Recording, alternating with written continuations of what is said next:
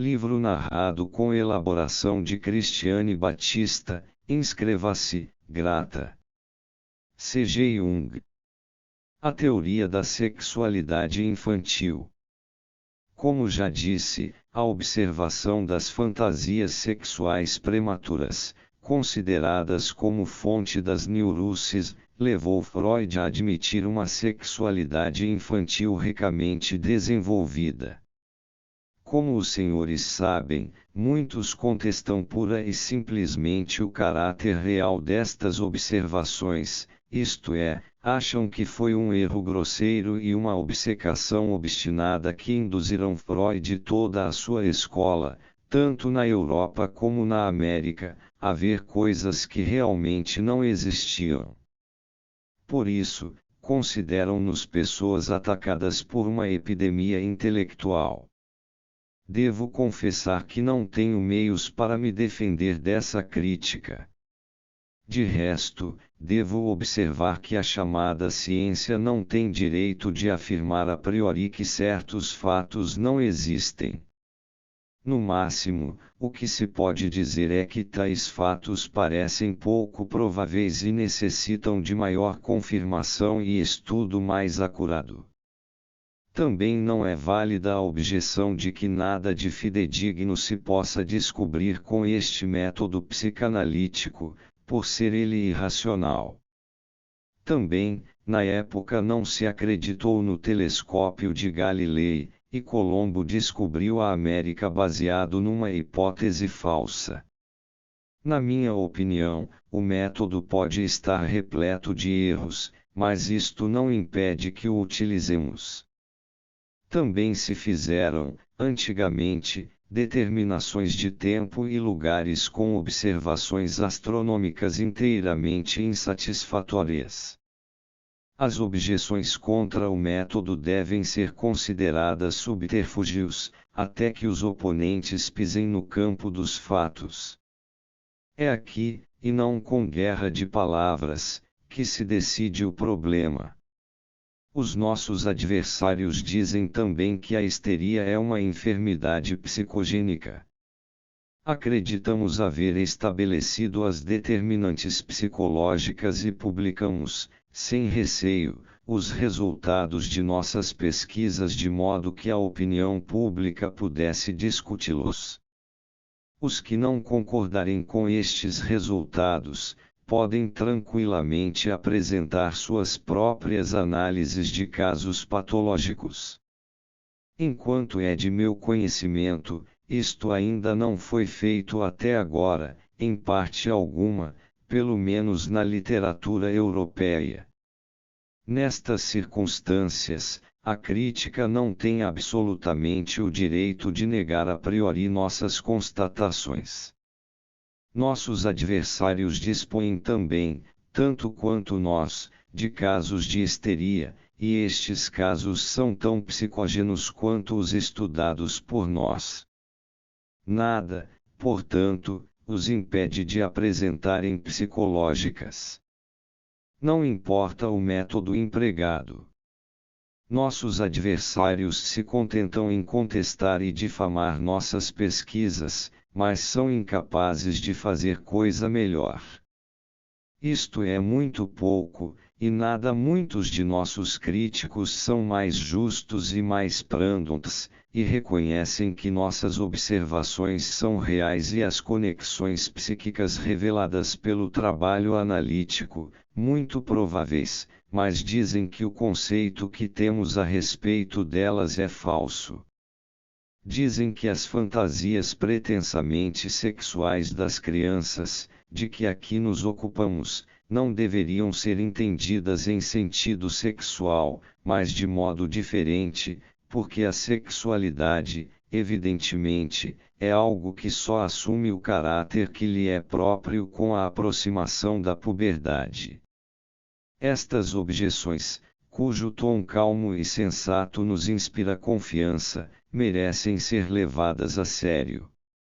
Também se constituem em rica fonte de reflexão para todo analista a respeito deste problema. Convém notar o seguinte: a dificuldade reside principalmente no conceito de sexualidade. Se tomarmos a palavra sexualidade no sentido de uma função plenamente desenvolvida, devemos restringir este fenômeno, em geral, ao período da maturidade, e não temos razão para falar de uma sexualidade infantil. Mas se limitarmos assim o conceito em discussão, defrontamo-nos com uma dificuldade nova e maior: como denominar todos aqueles fenômenos biológicos que envolvem sensu strictore a função sexual, como sejam a gravidez, o nascimento, a seleção natural e o cuidado com o recém-nascido. Parece-me que tudo isto se inclui no conceito de sexualidade, embora um eminente colega seja de opinião que o ato de nascer nada tenha de sexual. Mas se tudo isto se inclui no conceito de sexualidade, então muitos outros fenômenos psicológicos também entram nele, porque, como sabem, um número imensamente grande de funções puramente psicológicas está associado à atividade sexual. Basta recordar a extraordinária importância da fantasia na preparação e aperfeiçoamento da função sexual. Chegamos assim a um conceito de sexualidade muito biológico que, ao lado de uma série de fenômenos fisiológicos, compreende também uma série de funções psicológicas. Utilizando uma classificação antiga, mais prática, poderíamos identificar a sexualidade com o chamado instinto de conservação da espécie, que, algum modo, distingue-se do instinto de autoconservação. Formulando dessa forma o conceito de sexualidade, já não parece tão estranho que as raízes do instinto de conservação da espécie, importantíssimo para a natureza, atinjam profundidade muito maior do que o conceito mais limitado de sexualidade nos permitiria supor. Só o gato mais ou menos desenvolvido pega rato, mas mesmo o filhotinho de gato já brinca de pegar rato. As tentativas de cópula dos filhotes de cachorro começam em forma de brincadeira já muito antes da maturidade sexual. Temos o direito de supor que o ser humano não seja exceção desta regra. Embora não percebamos essas coisas abertamente em nossos filhos bem educados, a observação de crianças de povos primitivos nos ensina que elas não constituem exceção à regra biológica. Na verdade, ao invés de cair repentinamente, já pronto, do céu, durante a puberdade, é muito mais provável que o instinto de conservação da espécie comece a se desenvolver germinalmente nos primeiros anos da infância. Também os órgãos de reprodução se preparam anatomicamente bem antes de se perceber exteriormente qualquer traço da futura função. Por isso, quando a escola psicanalítica fala de sexualidade, devemos associar-lhe também o conceito mais amplo de conservação da espécie e não se deve pensar que queremos significar aquelas sensações e funções orgânicas que geralmente se costuma designar pelo nome de sexualidade. Para evitar mal-entendidos, poderia alguém dizer que seria melhor não denominar os fenômenos indicativos e preparatórios da infância como sexuais. Mas isto não se justifica, porque a terminologia anatômica é baseada num sistema plenamente desenvolvido e não é usual dar nomes especiais nos estágios mais ou menos rudimentares. Embora nada se tenha a objetar contra a terminologia sexual de Freud, visto que considera consequentemente e com razão todos os estágios da sexualidade como sexuais, há, porém, certas conclusões que, a meu ver, não podem ser mantidas. Se nos perguntarmos até que ponto da infância remontam os primeiros traços da sexualidade, devemos responder que a sexualidade já existia implicitamente ab ovo, desde o começo, mas só se manifesta muito tempo depois da vida extrauterina. Freud está propenso a considerar o ato de mamar da criança no seio materno como uma espécie de ato sexual. Esta opinião lhe valeu severas críticas, mas devemos reconhecer é engenhosa, se admitirmos, com Freud, que o instinto de conservação da espécie, ou seja, a sexualidade, existe de certo modo separada do instinto de autoconservação, isto é, da função de nutrição, e que passa, portanto, por processo evolutivo especial ab ovo. Mas esta maneira de pensar não me parece legítima sob o ponto de vista biológico. Não se pode separar as duas formas de manifestação e de funcionamento do hipotético instinto vital e dar a cada uma delas um roteiro especial de desenvolvimento. Se nos contentarmos em julgar as coisas pelo que observamos, devemos levar em conta a circunstância de que em toda a natureza animada o processo vital é, por longo espaço de tempo, apenas uma função de nutrição e crescimento. Vemos isto claramente em muitos animais, como, por exemplo, as borboletas que passam primeiro por uma fase assexuada de nutrição e crescimento, sob a forma de lagarta. A este estágio do processo vital pertencem o período da vida intrauterina e o período extrauterino da lactância no ser humano. Este período se caracteriza pela falta de funções sexuais. Falar, portanto, de uma sexualidade manifesta do lactente seria uma contradictio in adjecto. Quando muito, poderíamos perguntar se, entre as funções do período de lactância, existem porventura algumas que não tenham as características de função de nutrição e de crescimento e que, por exclusão, poderiam ser classificadas como sexuais. Freud salienta a hesitação e a satisfação inegáveis da criança no ato de mamar, e compara estes fenômenos aos do ato sexual. Esta semelhança leva-o a admitir que o ato de mamar tenha uma qualificação sexual. Esta hipótese seria correta se estivesse provado que a tensão de uma necessidade e a satisfação obtida com sua solução fosse um processo sexual. Mas a evidência de que o ato de mamar possui este mecanismo emocional nos prova exatamente o contrário. Podemos dizer que este mecanismo está presente tanto na função de nutrição como na função sexual. Se Freud deduz da analogia com o mecanismo emocional a qualidade sexual do ato de mamar, então a experiência biológica justificaria também uma terminologia que qualificasse o ato sexual como função de nutrição. Estas extrapolações são injustificadas em ambos os sentidos.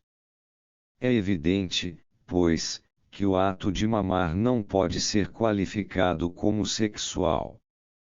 Mas conhecemos ainda uma série de funções da fase da lactância que evidentemente nada tem a ver com funções de nutrição, como o ato de chupar e suas diversas variantes. Aqui seria mais indicado perguntar se estas coisas pertencem à esfera sexual. Elas não servem à nutrição, mas à obtenção de prazer, isto não se discute. Mas é muito discutível se este prazer obtido através da sucção pode ser qualificado, por analogia, como prazer sexual, poderíamos também chamá-lo de prazer de nutrição. Esta última qualificação tem muito mais elementos a seu favor, porque a forma e o lugar em que se obtém o prazer pertencem totalmente à função de nutrição. A mão de que a criança se utiliza para chupar é preparada, assim, para futuros atos autônomos de nutrição. Nestas circunstâncias, ninguém estará inclinado a classificar de sexuais as primeiras manifestações vitais, mediante um apetite principii. Mas a fórmula com que nos defrontamos acima e segundo a qual o que se procura no ato de sucção é o prazer sem uma função de nutrição não deixa margem a dúvidas quanto ao caráter exclusivamente nutricional da sucção. Vemos surgirem os chamados maus hábitos na criança em crescimento que estão intimamente ligados à sucção do primeiro período da infância como, por exemplo, o hábito de meter os dedos na boca, de roer as unhas, futucar o nariz e os ouvidos, etc. Vemos também que esses hábitos facilmente desembocam mais tarde na masturbação. Não se pode rejeitar a conclusão, por analogia, de que estes hábitos infantis sejam estágios prévios da masturbação ou de atos semelhantes e tenham, portanto, um caráter decididamente sexual. Ela é plenamente válida. Presenciei grande número de casos em que existia uma correlação inegável entre estes vícios infantis e a masturbação posterior. A masturbação, quando surge no período posterior da infância, antes da fase de amadurecimento, outra coisa não é do que a continuação dos maus hábitos da infância. A partir desse ponto de vista, é natural e compreensível que se deduza da masturbação o caráter sexual dos outros vícios infantis, porque se trata de atos para a obtenção de prazer no próprio corpo. Daí até qualificar de sexual o ato de chupar do lactente o passo não é muito grande. Freud, como sabem, deu este passo e eu, como ouviram, acabo de rejeitá-lo. Temos aqui uma contradição que não é fácil de resolver. A coisa seria relativamente simples se pudéssemos admitir a existência de dois instintos simultâneos e substancialmente separados. Neste caso, o ato de mamar seria um ato de nutrição e também um ato sexual, uma espécie de combinação de dois instintos. Parece que esta é a concepção de Freud.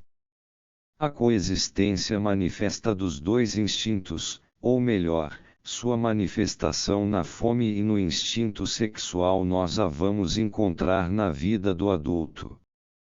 Na fase da lactância, pelo contrário, só conhecemos a função de nutrição, sobre a qual recai a recompensa do prazer e da nutrição e cujo caráter sexual só pode ser afirmado por via da apetitio principii, porque os fatos nos mostram que o primeiro causador de prazer é o ato de nutrição e não a função sexual. A obtenção do prazer não é, de forma alguma, o mesmo que sexualidade. Se admitirmos, portanto, que os dois instintos coexistem de algum modo na criança de peito, estamos enganados porque projetamos uma constatação da vida do adulto para dentro da alma da criança.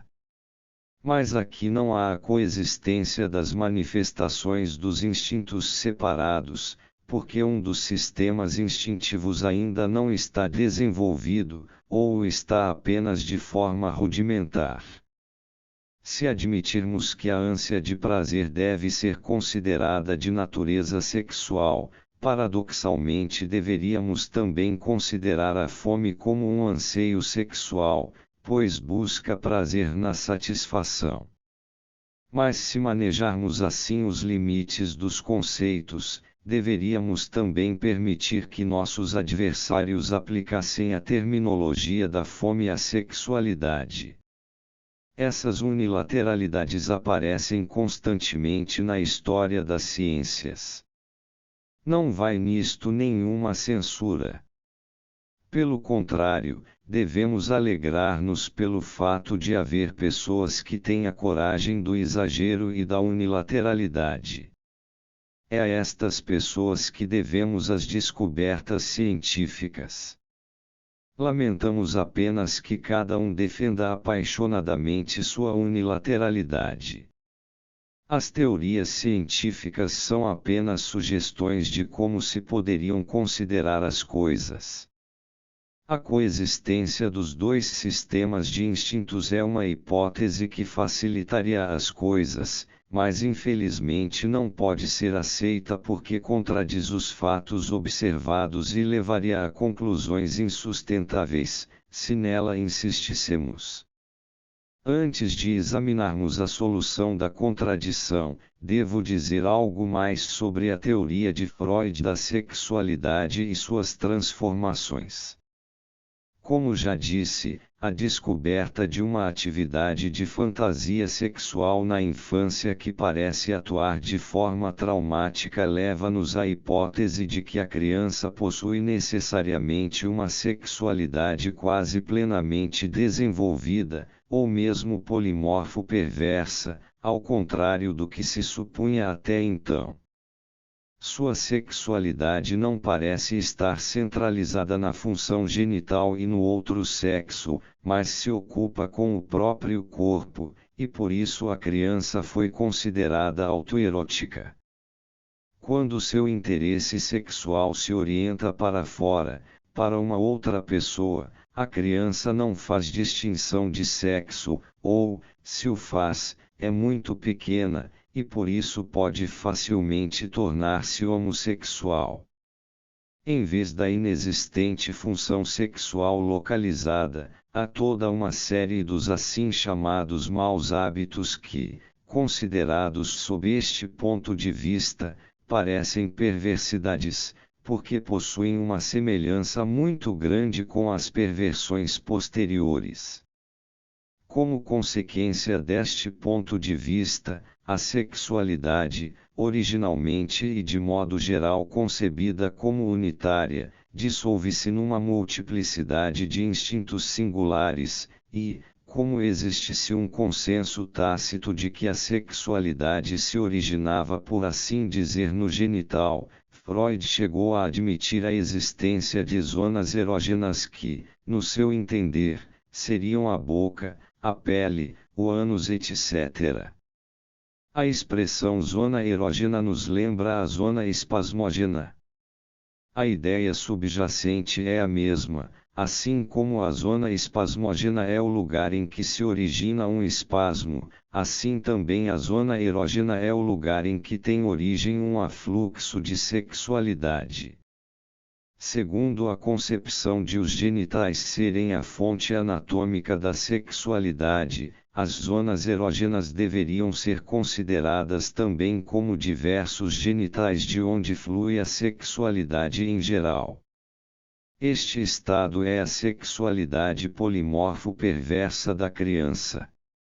A palavra perverso parecia justificar-se pela estreita semelhança com as perversidades posteriores que, por assim dizer, constituem apenas uma reedição de certos interesses perversos do primeiro período da infância.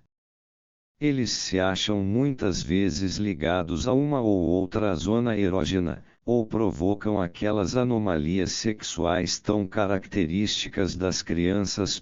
De acordo, portanto, com este ponto de vista, a sexualidade normal e monomorfa posterior é constituída de diversos componentes.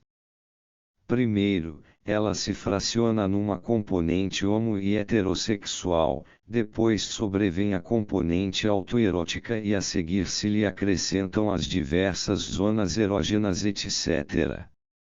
Esta concepção se assemelha ao estado da física antes de Robert Mayer, onde só havia compartimentos estanques de fenômenos a que se atribuíam qualidades elementares e cuja correlação não era entendida corretamente. Só a lei da conservação da energia colocou ordem na relação recíproca das forças e introduziu, ao mesmo tempo, uma nova concepção que nega às forças um caráter elementar absoluto e as converte em formas de manifestação da mesma energia. O mesmo deverá acontecer com este fracionamento da sexualidade na sexualidade polimorfo-perversa da infância. A experiência nos obriga a um constante intercâmbio das componentes individuais entre si. Está se formando um consenso de que as perversidades, por exemplo, vivem à custa da sexualidade normal ou que a intensificação de uma das formas de uso da sexualidade acarreta a diminuição de outra. Para melhor compreensão, dou um exemplo: um jovem teve, por alguns anos, uma fase de homossexualismo, não se interessava por moças. Pouco a pouco, por volta dos 20 anos, o seu interesse erótico passou a ser normal. Começou a interessar-se pelas moças, e, em breve, superou também os últimos vestígios de sua homossexualidade. Isso durou anos. Teve êxito em várias aventuras amorosas. Por fim, desejou casar-se, mas a decepção foi enorme, pois a amada lhe deu-o fora. A primeira fase que se seguiu foi a de renúncia completa à ideia de casamento. Em seguida, veio o desinteresse por qualquer mulher e, um dia, descobriu que voltará a ser homossexual, pois os jovens do sexo masculino provocavam nele um efeito excitante. Se considerarmos a sexualidade como constituída de duas componentes igualmente estáveis, uma heterossexual e outra homossexual, não chegaremos a conclusão alguma neste caso, pois a hipótese de componentes estáveis exclui qualquer possibilidade de transformação. Para fazer justiça ao caso em questão, devemos admitir uma grande mobilidade das componentes da sexualidade, a tal ponto que uma das componentes desaparece quase por completo, quando a outra domina o primeiro plano.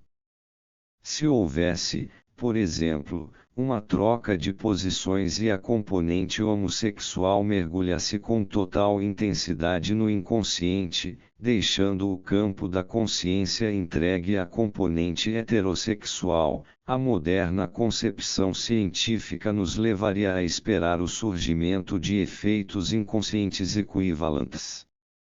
Estes efeitos deveriam ser considerados como resistências à atividade da componente heterossexual, resistências, portanto, contra as mulheres.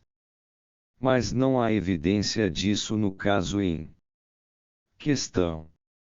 Havia, sim, ligeiros traços de tais influências, mas de intensidade tão diminuta que não podiam ser comparados com a intensidade anterior da componente heterossexual.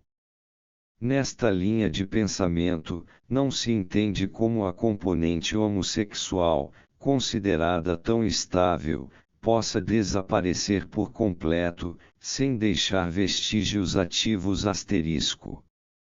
Seria muito difícil imaginar essas mudanças. Uma saída seria considerar a evolução como tendo passado por uma fase de homossexualismo na puberdade para depois instaurar e fixar definitivamente a heterossexualidade normal. Mas como explicar, no caso presente, que o produto de um desenvolvimento paulatino, que parece intimamente associado aos processos orgânicos da maturação, seja repentinamente excluído por força de uma impressão, para ceder o lugar a um estágio anterior? Ou se postularmos a existência simultânea de duas componentes lado a lado porque só uma delas atua, e a outra não. Alguém talvez possa dizer que a componente homossexual dos homens se revela de preferência através de uma excitabilidade estranha, uma sensibilidade especial com relação a outros homens. Segundo minha experiência, este comportamento característico, de que a sociedade nos oferece exemplos todos os dias, tem sua causa aparente numa perturbação no relacionamento com as mulheres, onde podemos encontrar uma forma especial de dependência que contém aquele algo mais que tem o seu correspondente no algo menos da relação homossexual. Como viram, havia motivos prementes para explicar de maneira adequada esta troca de cenário. Para isto, precisamos de uma hipótese dinâmica. Com efeito, não podemos conceber mudanças desta natureza senão como processos dinâmicos ou energéticos. Sem uma mudança nas relações dinâmicas, não consigo entender o desaparecimento de uma forma de funcionamento. A teoria de Freud levou em conta esta necessidade na medida em que o conceito de componente, isto é, de modos de funcionamento separados entre si, foi sendo abandonado, mais na prática do que na teoria, e substituído por um conceito energético. Este conceito é expresso pelo termo libido.